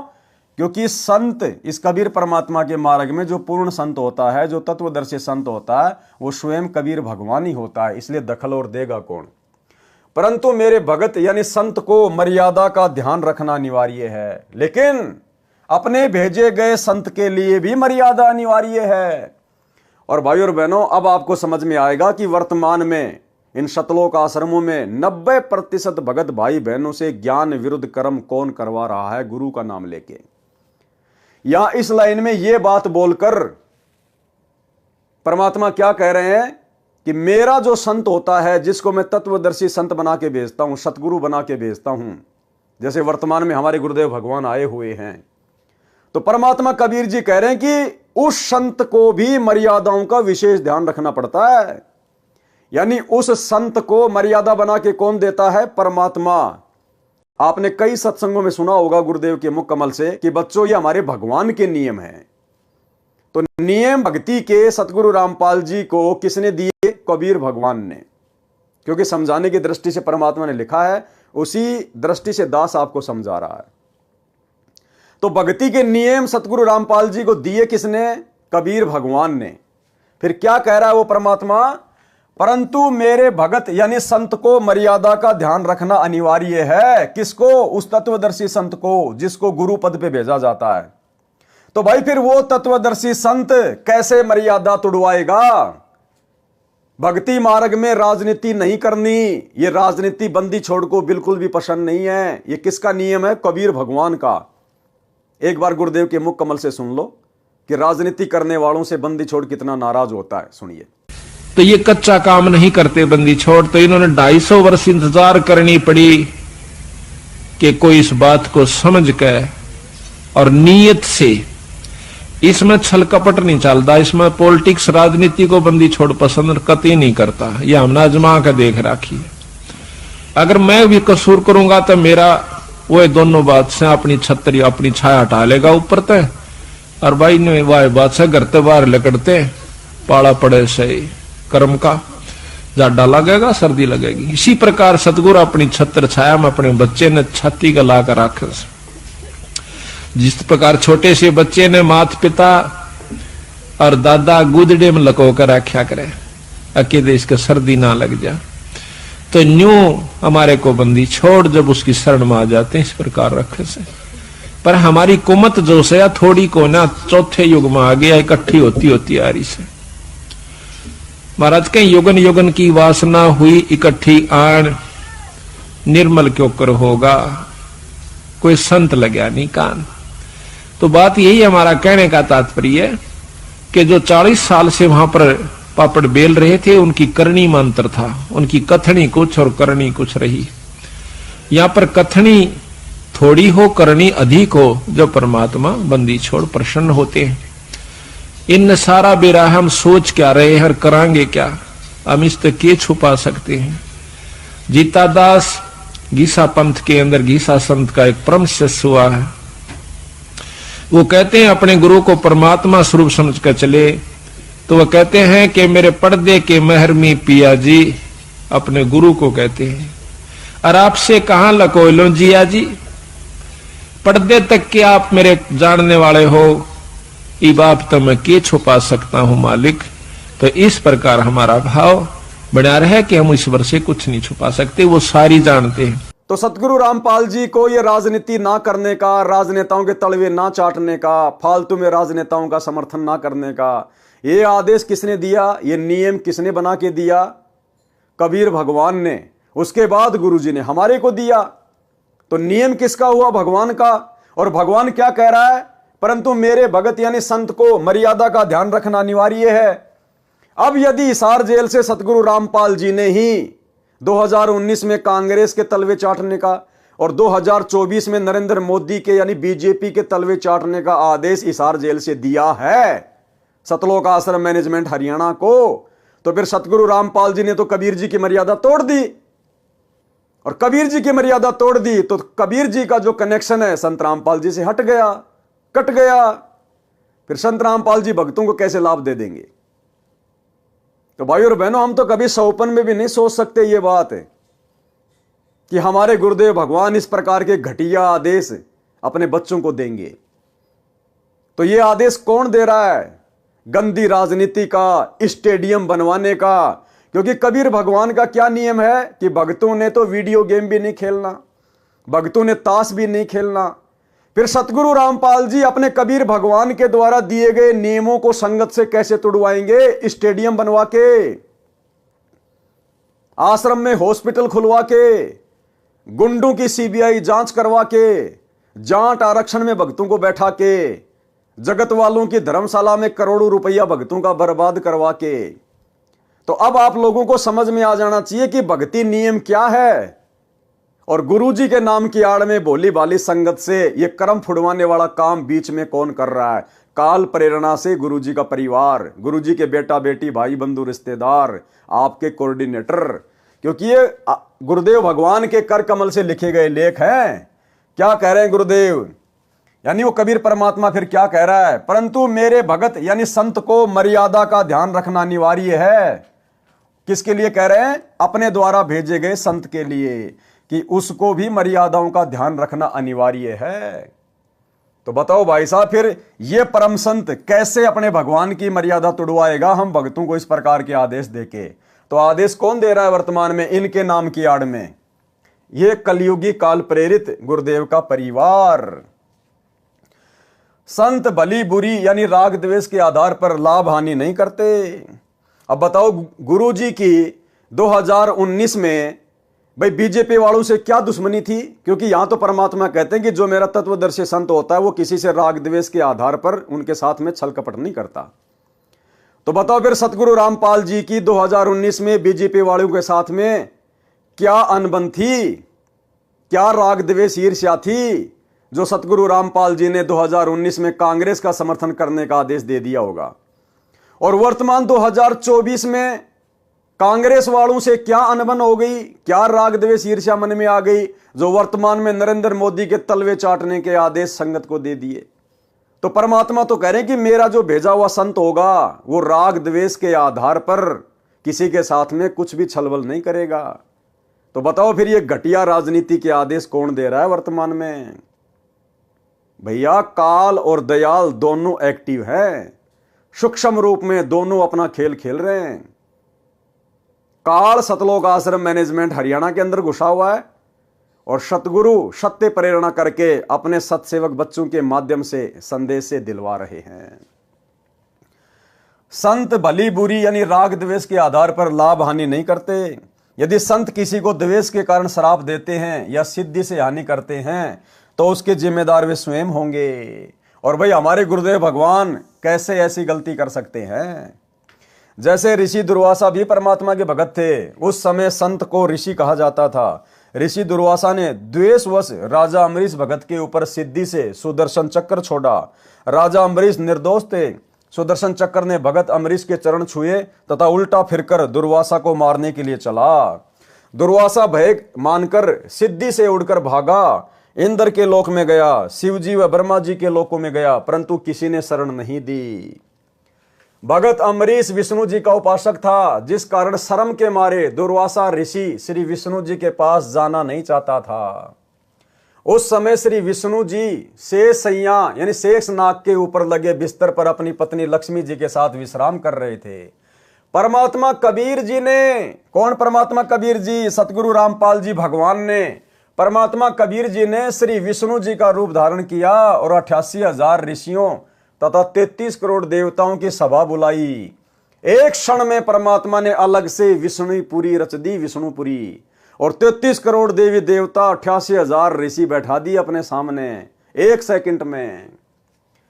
परमात्मा कबीर जी ने श्री विष्णु जी का रूप धारण किया और 88,000 ऋषियों तथा 33 करोड़ देवताओं की सभा बुलाई। स्वर्ग में यह कार्य सिद्धि शक्ति से, मानसिक प्रेरणा से होता है। जैसे वर्तमान में मोबाइल फोन से सेकंडों में सूचित किया जाता है, वीडियो कॉन्फ्रेंस से भी सब वार्ता की जाती है। देवताओं की टेक्निक पृथ्वी लोक से लाख गुना अधिक कारगर है। दास साहब सभी भाई बहनों को पहले से ही बोलता आ रहा है वीडियो में कि देवताओं की जो विज्ञान है इस पृथ्वी लोक की विज्ञान से लाखों गुना उत्तम है। और इन देवताओं की विज्ञान से सतलोक की विज्ञान अनंत करोड़ गुना उत्तम है। तो सोचिए सतलोक में क्या टेक्निक होगी। सबके सामने परमात्मा ने ऋषि दुर्वासा को धमकाया कि भक्ति की मर्यादा में रहो, अमरीश भगत से क्षमा मांगो, वे ही आपकी जान बचा सकते हैं। दुर्वासा मरता क्या न करता, भगत अमरीश के दरबार में गए, चरण पकड़कर जीवन की रक्षा मांगी, तब जान बची। संत गरीबदास जी ने बताया है कि कबीर परमात्मा के भगत परमात्मा का कबीर कुल है। अब देखो भाई और बहनों, इस लाइन का बताओ आप क्या अर्थ निकालोगे, इस लाइन का आप क्या अर्थ निकालोगे? अगर कोई अर्थ निकलता है तो आप मुझे बताओ क्या है। संत गरीबदास जी ने बताया है कि, अब यहां से शुरू कर दो आप, यहां से लेकर यहां तक क्या कह रहे हैं गुरुदेव? कबीर परमात्मा के भगत परमात्मा का कबीर कुल है। अब बताओ आप इसको कितनी बार भी पढ़ लो, क्या समझोगे आप? अब इसका निष्कर्ष क्या दिया परमात्मा ने लास्ट में? पहले तो परमात्मा ने पूरी बात संत को और अपने आप को अलग अलग दर्शाते हुए पूरी कर दी, और लास्ट में परमात्मा ने वहीं लाके छोड़ दिया कि कबीर परमात्मा का भेजा हुआ जो संत होता है, यानी होता तो खुद कबीर परमात्मा या संत रूप में, लास्ट में क्लियर कर दिया कि वो भगत भी खुद परमात्मा ही होता है। कबीर परमात्मा के भगत तो कौन हुए? कबीर परमात्मा के भगत जो संत रूप में यहां जो भेजा जाता है, मान लीजिए सतगुरु रामपाल जी हैं जो अपने आप को कहते हैं कि मुझे कबीर जी ने भेजा है, तो कबीर परमात्मा के भगत फिर क्या है? वो भगत परमात्मा का, यानी कबीर परमात्मा के भगत परमात्मा का कबीर कुल है, यानी वो खुद ही परमात्मा होता है। वो कबीर परमात्मा खुद ही संत रूप में धरती पे प्रकट होता है। परमात्मा कबीर जी ने कहा है कि मेरा वंश कबीर कुल कभी किसी को स्वार्थ व ईर्ष्यावश कष्ट नहीं देता। पारक के अंक की वाणी नंबर 200 से 202। गरीब संख जीव परलोक रे, संखों उत्पत्ति ख्याल, ऐसे सुमरथ संत हैं एक खिसे नहीं बाल। गरीब गर्ज इंद्र अनंत दल, बो विधि बरस्या होए, संख जीव परलोक रे, संखों उत्पत्ति जोए। गरीब इच्छा कर मारे नहीं, बिन इच्छा मर जाए, निकामी निज संत हैं जहां नहीं पाप लगाए। सरलार्थ इंद्र की पदवी दो विधि से मिलती है, एक तो तप करने से, दूसरी धर्म यज्ञ करने से। ये तप तथा धर्म यज्ञ संत स्वभाव के जीव करते हैं। जैसे इंद्र संत है, वह पृथ्वी के ऊपर वर्षा करते हैं, उसमें शंखों जीव बह जाते हैं, मर जाते हैं और शंखों की उत्पत्ति होती है। इसमें इंद्र का दोष नहीं है, परंतु विधान अनुसार बिना संत उपदेशी को पाप तथा पुण्य दोनों मिलते हैं। इंद्र पाप का भागी भी बनता है और पुण्य का भागी भी बनता है। क्यों? क्योंकि उसको पूर्ण संत से उपदेश प्राप्त नहीं है, जिस कारण से इंद्र मृत्यु के उपरांत गधा बनता है।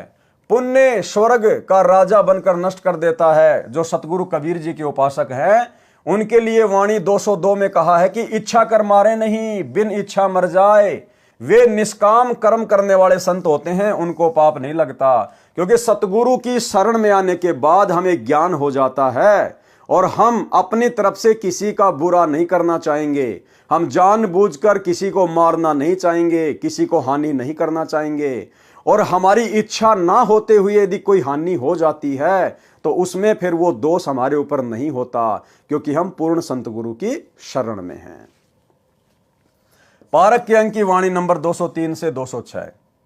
गरीब हद्दी तो छूटे नहीं, कीड़ी बदला दीन। हद्दी कौन? जो काल की हद में है, कहते हैं वो तो छूटते नहीं है, अगर कीड़ी मारी है तो उसका भी बदला देना पड़ेगा। मोहम्मद की बेगम गुश है, काट लिए अंग तीन। हजरत मोहम्मद जी के बारे में फिर समझाया गया है कि कैसे उसकी बेगम ने, उसकी औरत ने उसके शरीर के 3 अंग कटवा दिए। गरीब बरसे तरक डोबी दे, त्यारे तीनों लोक, ऐसे हरिजन संत हैं सौदा रोकम रोक। गरीब बेहतर अक्षुणी शैकरी चुणक ऋषिश्वर देख, कपिल सिंगारे सघड़ के लागे पाप अनेक। गरीब द्वादश कोटि 99 गोरख जनक विदेह है, यो तारे यो डोब दे या मैं नहीं संदेह। सरलार्थ इस वाणी का, गरीब हद्दी तो छूटे नहीं कीड़ी बदला दीन, और मोहम्मद की बेगम गुशे काट लिए अंश 3। इस वाणी में हजरत मोहम्मद जी के विषय में वर्णन है जो माया के ग्रंथ की वाणी नंबर 3 के सरलार्थ में लिखा है, जो इस प्रकार है। हजरत मोहम्मद यानी मुसलमान धर्म का प्रवर्तक एक स्त्री के साथ अवैध संबंध बनाकर पाप के भागी बन गए थे। उनकी पत्नी बड़े घराने से थी। कौन? बेगम खदीजा। उनकी पत्नी बड़े घराने से थी जो बहुत पैसे वाली धनवान थी। उसकी उस क्षेत्र में बहुत चलती थी। धन के प्रभाव से लोग उसकी आज्ञा का पालन करते थे। नौकर भी रखती थी। जब हजरत मोहम्मद दूर क्षेत्र में प्रचार करने जाने लगा तो उसकी पत्नी खदीजा ने कहा था कि किसी अन्य स्त्री के चक्कर में न पड़ना। यदि ये गलती की तो तेरे को सजा दी जाएगी।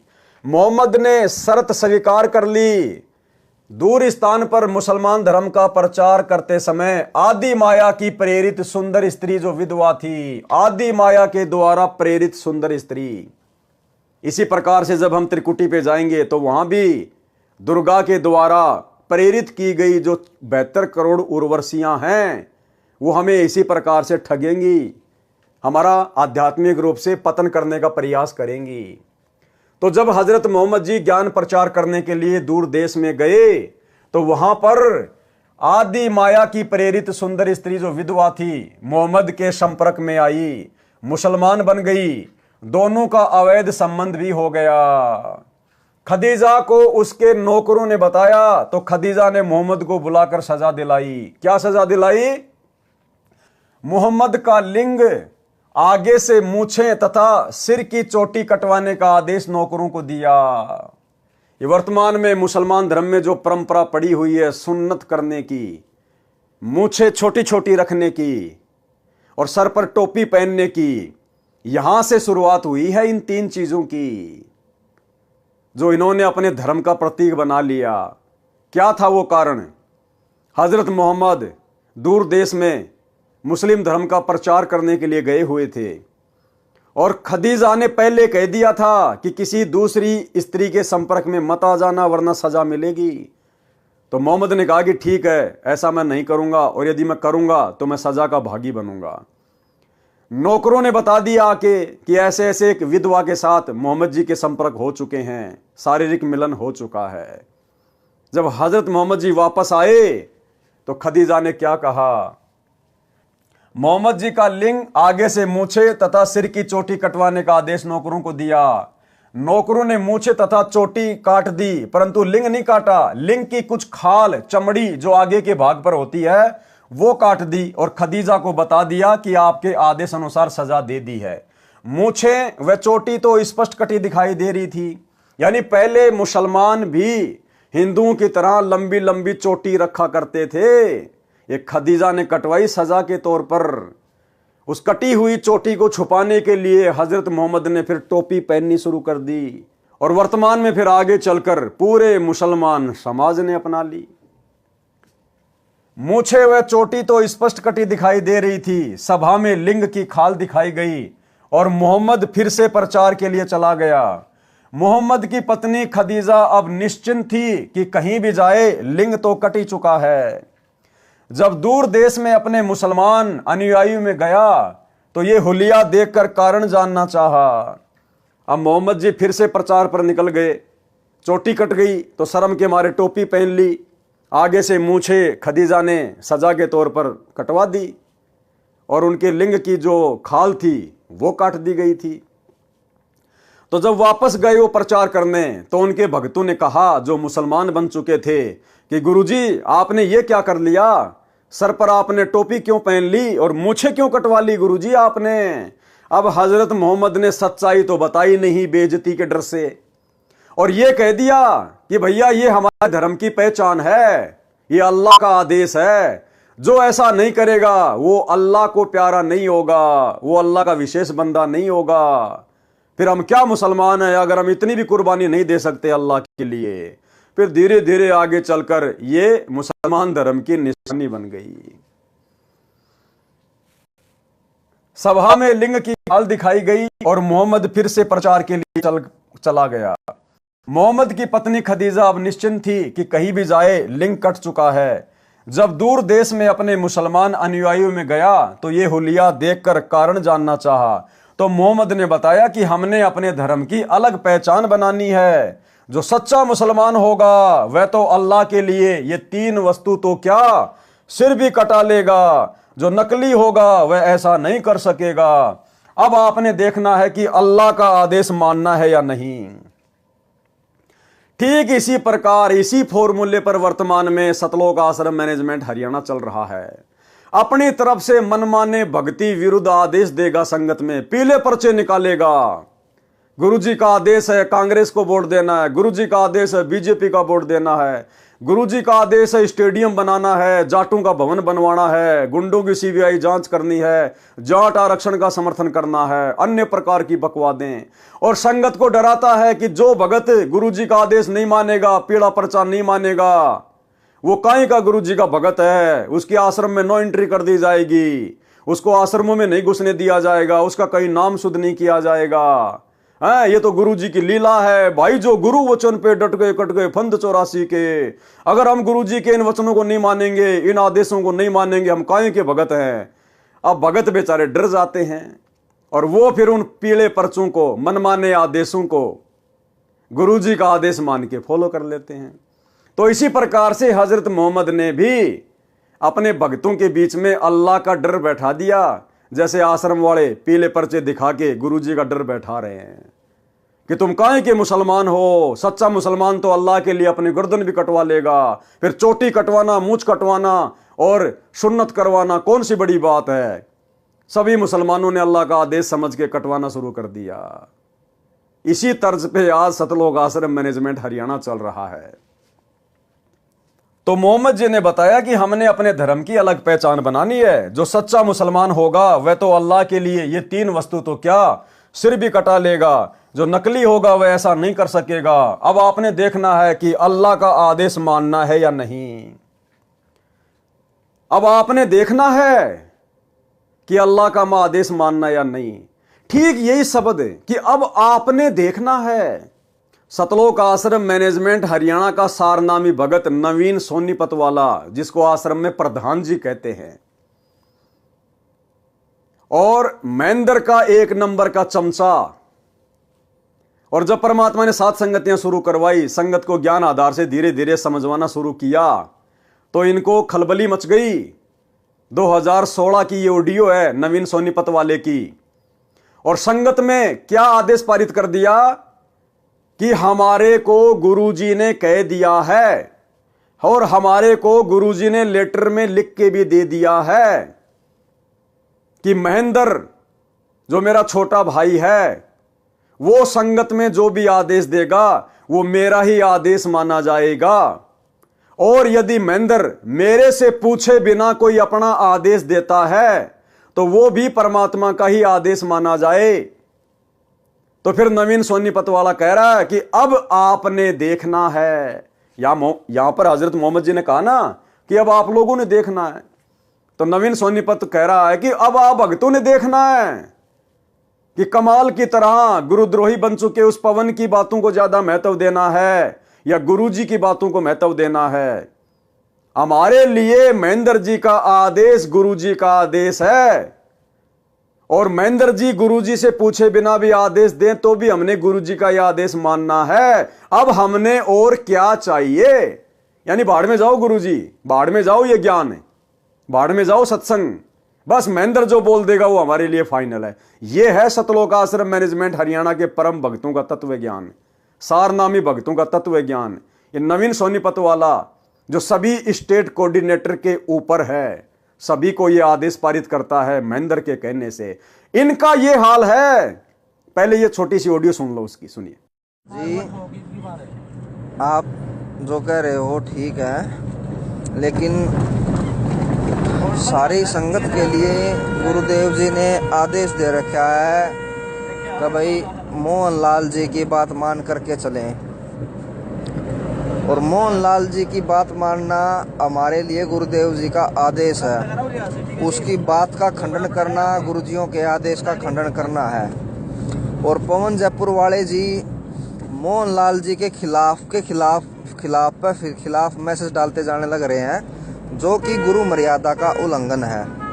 अब आप लोगों ने गुरु मर्यादा को ज़्यादा रखना है या कमाल की तरह एक दूसरे भगत के ऊपर आश्रित ज़्यादा होना है, यो फैसला अब आप लोगों के हाथ में है। देख लो अब आप क्या करोगे। हमारे को गुरुजियों ने कह दिया भाई मोहनलाल जी की मान के चलो, मोहनलाल जी जो कहें हमारे लिए वो फाइनल है। और ये गुरुजियों ने लिखित में भी दे दिया था, लिखित में भी दे रखा है कि भाई मेरे आदेश को अगर मोहनलाल जी बदल दें तो भी वो मान्य होगा, और मेरे कहे बिना या मेरे से पूछे बिना मोहनलाल जी अगर कोई आदेश दें तो भी वो मान्य होगा। तो इससे ज़्यादा और क्या चाहिए अब हमारे को। गुरुजियों ने कह दिया भाई मोहनलाल जी हैं, फाइनल अथॉरिटी है। तो भाई और बहनों, अब बताओ आप, वो तो बड़ा खुश हो रहा है कि अब हमें और क्या चाहिए। भाई महेंद्र हमारा गुरु बन गया, गुरुजी से पूछे बिना भी आदेश दे सकता है, बस अब हमें और क्या चाहिए। तो यह है भाई और बहनों मनमाना आचरण है। अब महेंद्र तो कल को संगत को लैट्रिन खाने का आदेश देगा, देखते हैं देखे कितने खाएंगे, देखते हैं कितने खाएंगे। ये ज्ञान आधार की भक्ति है, देखा देखी की भक्ति नहीं है। बाढ़ में जाए महेंद्र, हमने अपने गुरुजी को देख के चलना है। हम महेंद्र के सत्संग सुन के नहीं जुड़े, हमारा मोक्ष महेंद्र नहीं करेगा जो हम उस महेंद्र के आदेश मानने के लिए बाध्य हैं। हम अपने गुरुदेव के आदेश मानने के लिए बाध्य हैं, किसी और के नहीं। तो क्या कहा हजरत मोहम्मद ने, वह तो अल्लाह के लिए ये तीन वस्तु तो क्या सिर कटा लेगा, जो नकली होगा वह ऐसा नहीं कर सकेगा। अब आपने देखना है कि अल्लाह का आदेश मानना है या नहीं। तो नवीन सोनीपत वाला भी यह कह रहा कि अब आप भगतों ने देखना है कि उस पवन दास की बात माननी है या महेंद्र जी वाले आदेश मानने हैं। अब बेचारे भगत तो श्रद्धालु होते हैं, श्रद्धालु कुर्बान होते हैं। सब आदमियों ने आगे से मूछें, सिर की चोटी कटवा ली तथा लिंग के आगे से खाल भी कटवा दी, जिससे सुन्नत कहते हैं। फिर तो ये धर्म चिन्ह ही बन गया, छोटी आयु के लड़कों की सुन्नत की परंपरा पड़ गई। अब परमात्मा कहते हैं चलो भाई तुमने सुन्नत करके लड़के को तो मुसलमान बना दिया, लड़की को कैसे मुसलमान बनाओगे।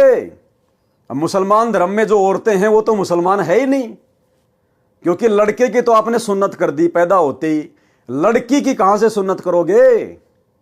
ना लड़की के मूछें होती हैं। अब बताओ, ना मुसलमान धर्म में लड़कियां टोपी पहनती हैं, तो मुसलमान धर्म में औरतें तो मुसलमान है ही नहीं फिर। तो ये भी इन सब की भ्रमणा है, ये मनमाना आचरण है। जो हद्दी यानी काल की हद तक की साधना करते हैं उनको तो सब पाप पुण्य भोगने पड़ते हैं। कीड़ी मार देते हैं तो उनका भी बदला देना पड़ता है। जैसे बारिश में असंख्यों जीव डूब दिए, नष्ट कर दिए, बारिश से असंख्यों उत्पन्न हो गए, असंख्यों को भोजन मिला, यो तारे यानी कल्याण कर देते हैं। ऐसे परमात्मा भक्तजन संत हैं। सौदा रोकम रोक यानी नगदा नगदी है, अर्थात जैसा कर्म करते हैं वैसा फल हाथों हाथ मिलता है। ऋषि चुनक ने मानधाता चक्रवर्ती राजा की बेहतर अक्षौणी सेना को सिद्धि शक्ति से निर्मित 4 पुतलियों यानी परमाणु बम जैसी घातक शक्ति से नष्ट कर दिया था, तथा कपिल मुनि ने राजा सगड़ के 60,000 पुत्रों को सिद्धि से अग्नि बाणों से मार डाला। उनको अनेकों पाप लगे। राजा जनक विदेही 12 करोड़ जीव आत्माओं को नरक से छुड़वाकर स्वर्ग ले गए। राजा जनक के पुण्य कम हुए, पुनर्जन्म श्री नानक जी के रूप में हुआ। गोरखनाथ जी ने 99 करोड़ राजाओं को ज्ञान सुनाकर राज छुड़वाकर भक्ति पर लगाया। गोरखनाथ ने 99 करोड़ राजाओं के राज छुड़वाकर, जैसे गोपीचंद भर्तरी का, ऐसे 99 करोड़ राजाओं के सती लेकर वर्तमान तक 99 करोड़ राजाओं के राज छुड़वाए, क्योंकि सिद्धियां होती युग में अपना चोला धारण कर लेते हैं। तो 99 करोड़ तो राजाओं को राज छुड़वाकर भक्ति पे लगाया, बाकी आम प्राणी और कितने होंगे। लेकिन देखो भाई और बहनों, ना मोक्ष उस गोरखनाथ का, ना उन राजाओं का। तो आप और हमारा कितना बड़ा सौभाग्य है, हमारा तो तुरंत मोक्ष। गोरखनाथ ने 99 करोड़ राजाओं को ज्ञान सुनाकर राज छुड़वाकर भक्ति पर लगाया था। अब ये बहुत सारे भगत भाई बहन 100-200 ज्ञान गंगा बांट के 2-4 भक्तों को नाम दिलवाकर अपने आप को पता नहीं क्या समझ लेते हैं। ये शिक्षा लेनी चाहिए गोरखनाथ से। 99 करोड़ तो राजाओं को, आप लोग किसी एक एमएलए को तो नाम दिलवा दो आज। अरे राजा यानी प्रधानमंत्री, राजा की तो छोड़ दो, आप अपने गांव के सरपंच को तो नाम दीक्षा दिलवा दो और छुड़वा दो उससे सारे कर्म। असंभव। फिर किस बात का घमंड, किस बात का अहंकार अपने ज्ञान प्रचारक होने का। गोरखनाथ ने 99 करोड़ तो राजाओं को भक्ति पे लगाया था, परंतु मुक्ति दोनों की नहीं हुई, न गोरखनाथ की न राजाओं की। परमात्मा कबीर जी के शरण में श्री नानक जी आए, तब मोक्ष हुआ, तथा गोरखनाथ को भी सतगुरु कबीर जी मिले, उनको सतनाम दिया, वह भी मुक्त नहीं हुए हैं, क्योंकि उनसे सिद्धि से हुई पर सिद्धि का आनंद छूटा नहीं। सारनाम मिला नहीं, गोरखनाथ का फिर जन्म होगा, ब्रह्मचारी रहेगा, सतयुग में 1 लाख वर्ष तक दिल्ली का राज करेगा, फिर सन्यास लेगा। तो भाई गोरखनाथ ज्यादा बड़ा या आप और हम ज्यादा बड़े? परमात्मा की शरण में आने के बाद भी, इतना सिद्धि युक्त होने के बावजूद भी गोरखनाथ का भी इस कलयुग की पिछली पीढ़ी में मोक्ष नहीं है। अभी तो वो सतयुग में जन्म लेगा, उसके बाद दिल्ली का राज करेगा 1 लाख वर्ष तक, क्योंकि सतयुग में 70-80 लाख वर्ष तक इंसान की आयु होती है। 1 लाख साल दिल्ली का राज करेगा, फिर बीच में उसको वैराग्य उत्पन्न हो जाएगा, राजपाट को छोड़ के फिर जंगल में चला जाएगा। तो गोरखनाथ बड़ा या आप और हम? इसलिए परमात्मा कहते हैं, गोरख से ज्ञानी घणे, सुखदेव जति जहान, और सीतासी बहुत भारिया, भाई संत दूर स्थान। इस सतगुरु की शरण मिलना अति दुर्लभ है, जो आज आप और हमें प्राप्त हो गई है। तो गोरखनाथ जैसे तो आप और हमारे आसपास भी नहीं हैं? और हम 2 कोड़ी के राजनेताओं की रैलियों में उनके तलवे चाटते हैं, 2 कोड़ी के राजनेताओं का समर्थन करने के लिए उसकी रैलियों में जाते हैं। तो हम भगत कहां समझ पाए अपने आप को, कहां हम अपने सतगुरु को और उनकी भक्ति को समझ पाए? परंतु भक्ति कलयुग के इस समय में ही होगी, यदि पूर्ण सतगुरु मिल गया तो, अन्यथा फिर किसी अन्य जन्म में परमात्मा कबीर जी की विशेष कृपा से ही मोक्ष मिलेगा। ऐसे तारने के उद्देश्य से भक्ति पर लगा देते हैं, समाधान पूर्ण न मिलने से सब काल जाल में ही रह जाते हैं, यह डोब देते हैं यानी नष्ट कर देते हैं। दुर्भिक्ष अर्थात अकाल का प्रकरण है। तो भाई और बहनों, आज के वीडियो में हम केवल इतना ही लेंगे, और प्रत्येक वीडियो में हमें गुरुदेव भगवान के आशीर्वाद से बहुत कुछ अध्यात्म के विषय में जानने, समझने को, सीखने को मिल रहा है। और हम भाई बहन अपने गुरुदेव से प्रार्थना करके कोशिश करें कि हम गुरुदेव के कर कमल से लिखित इन पुस्तकों में जो शिक्षाएं हैं, क्योंकि भाई और बहनों ये आप और हमारा फाइनल रिवीजन चल रहा है, फाइनल रिवीजन। जैसे परीक्षा से पहले टीचर बच्चों को रिवीजन करवाता है, इसी प्रकार से परमात्मा अपने सत्सेवक बच्चों के माध्यम से ये फाइनल रिवीजन करवा रहे हैं कि अभी तक यदि हमने गुरु को नहीं समझा कोई बात नहीं, मर्यादाओं में हेराफेरी कर दी कोई बात नहीं, लेकिन अब हमने हर प्रकार से मर्यादित होकर गुरु को इष्ट मानकर और एकमात्र टारगेट मोक्ष को लेकर भक्ति मार्ग पर चलना होगा। अब यदि हमने गफलत कर दी तो भाई युग परिवर्तन का समय बहुत निकट है, दिन प्रतिदिन दुनिया मौत की तरफ बढ़ रही है। उस समय परमात्मा फिर अमर्यादित भक्तों की रक्षा नहीं करेगा। हाँ, यदि उनकी भक्ति से, उनके पुण्यों के कारण, उनकी संचित पुण्य कर्मों की बैटरी के कारण यदि उनकी रक्षा होती है तो होती है, अन्यथा सतगुरु अपनी तरफ से उस समय किसी की कोई सहायता नहीं करेगा। जैसा हमने गुरु की गैर हाजिरी में 2014 बरवाला कांड के बाद जैसा हमने भक्ति मार्ग पर बीज बोया है और जैसी हमने उसकी रखवाली करी है यानी मर्यादा निभाई है, उसी आधार से भाई फल प्राप्त होगा। तो ये फाइनल रिवीजन चल रहा है। सत्सेवक भाई बहन किसी भी प्रकार की गफलत करने की अपने दिलो दिमाग से निकाल दें, नहीं तो परमात्मा फिर ऐसी जगह बैठा देगा असंख्य युगों तक हम इनके दर्शन भी नहीं कर पाएंगे।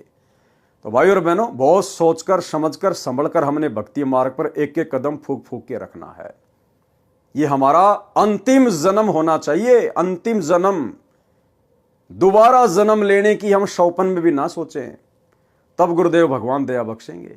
और यह तभी संभव है जब हमें आत्म कल्याण की तड़फ होगी, चिंता बनेगी, और चिंता बनेगी ज्ञान से, और ज्ञान हृदय में टिकेगा मर्यादा से, और मर्यादा निभाई जाएगी भय से, और भय बनेगा गुरु जी के ज्ञान से। गोल गोल चक्कर है। अंत में ज्ञान को आधार बनाना पड़ेगा, गुरु को इष्ट मानना ही पड़ेगा, साध संगति से जुड़ना ही पड़ेगा। अन्यथा आपके भक्ति रूपी मटके में जो छेद हो रखा है भाई, वो छेद नहीं रुकेगा साध संगति के बिना। ये पंचर तो साध संगति में ही लगेगा। तो भाई और बहनों, आज की वीडियो में केवल इतना ही। कल रात्रि 8 बजे सभी भाई बहन फिर से लाइव जुड़िए। तब तक गुरुदेव भगवान हम सबको आज्ञा दे, इजाजत दे, आशीर्वाद दे। बंदी छोड़ सतगुरु रामपाल जी भगवान की जय हो।